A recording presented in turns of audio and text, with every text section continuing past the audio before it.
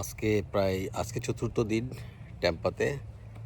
প্রত্যেক দিনই বের হয়েছি বিদ্যুতের সাথে, কিন্তু যেহেতু ওর অফিস, কালকেও সন্ধ্যায় বের হয়েছিলাম। আজকে একটু একাকী ঘুরছি, একাকী বের হলাম বাসা থেকে। ওয়েট করছি উবারের জন্যে। দেখি আজকে একাকী ঘুরতে কেমন লাগে।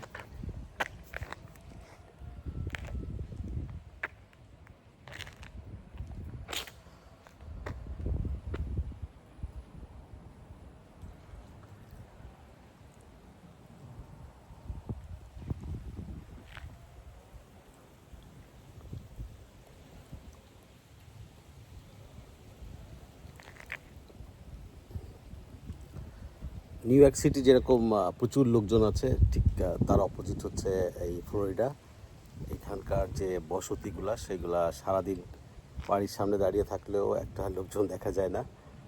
তো অনেক সময় আমরা মনে করি যে মুরব্বীরা এসে কেন থাকতে চায় না। যখন বাংলাদেশে ফেরত যায় তখন অনেকে বলে যে আর এই আমেরিকা থেকে না থেকে আপনি এখানে চলে আসছেন, আবার চলে আসছেন, এখানে তো কেউ থাকে না, সব তো আপনার ছেলে মেয়ে আমেরিকায়। কিন্তু তারা আবার গ্রামে চলে যেতে চায়, কারণ মুরব্বী যারা থাকেন তারা গ্রামে পাশের বাড়ির মহিলার সাথে গল্প করেন, এটা ওটা করেন, গ্রামের সম্পত্তি দেখাশোনা করেন, কিন্তু এখানে এসে তাদের কোনো কাজ থাকে না। তো যার কারণে তারা আসলে থাকতে চায় না। আমরা চিন্তা করি যে আরে আমেরিকা বিরাট ব্যাপার, আমেরিকা অবশ্যই বিরাট ব্যাপার, কিন্তু আমরা যারা বাংলাদেশে বেড়ে উঠেছি তাদের মেন্টালিটি এক ধরনের। আমরা আসলে প্রচুর লোকজন নিয়ে থাকতেই বেশি পছন্দ করি।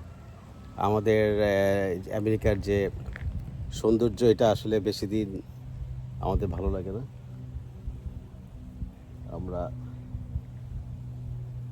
আমার এটা মনে হয় চলে আসলো কি না।